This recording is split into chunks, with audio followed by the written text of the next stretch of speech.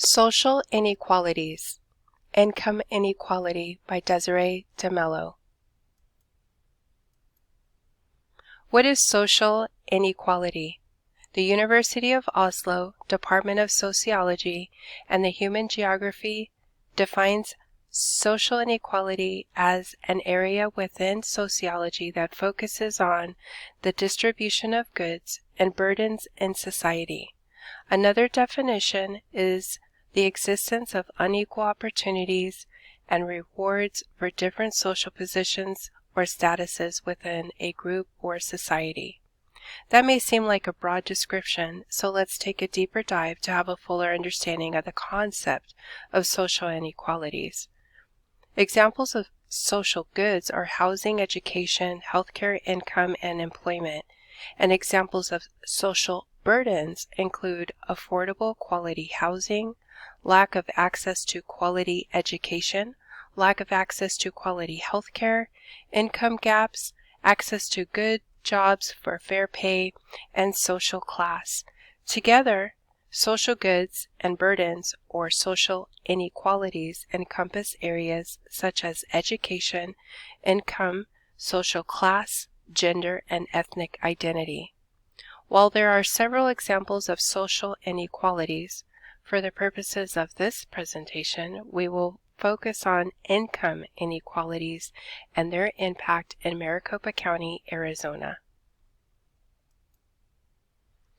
Wage inequalities have increased significantly, now surpassing the extreme levels of wage inequalities that existed during the Great Depression.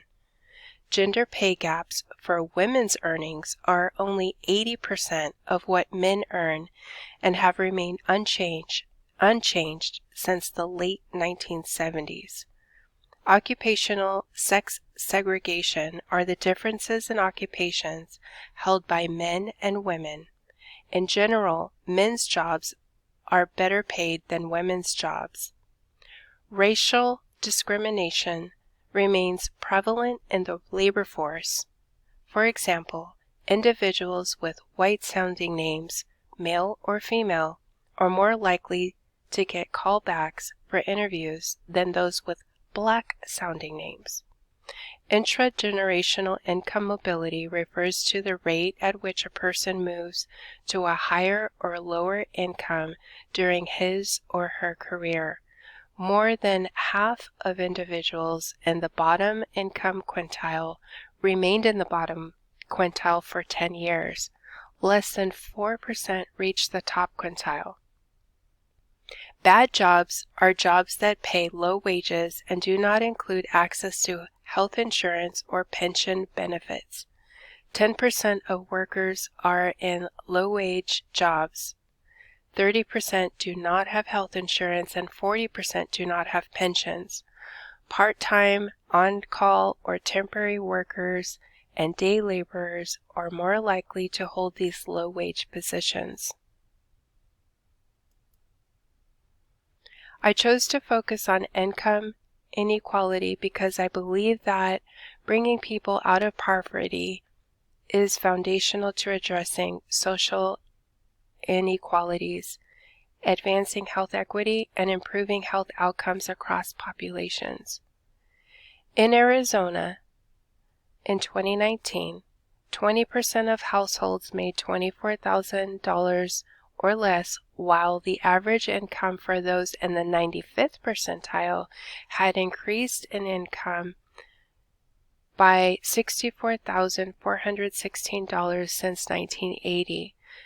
The average income for the 20th percentile has fallen $221.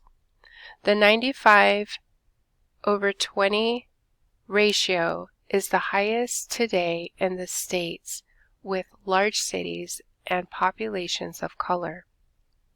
This matters because income inequality impacts everyone. It weakens economic growth by limiting educational opportunities for low-income children, reduces income, reduces spending, harms health and well-being, and incurs debt. Drivers of these income inequities include a reduced negotiating power among workers, an increase in unemployment, and the growing industry in low-wage countries have added to the increase in income inequality in the United States. This growing income inequality has disproportionately impacted women and people of color. In addition, historical practices such as racial segregation, the development of policies that banned women and people of color from accessing education and higher-paying professions, and ongoing factors including unfair hiring practices, inadequate child care support, and disparities in wealth have contributed to these race-gender disparities.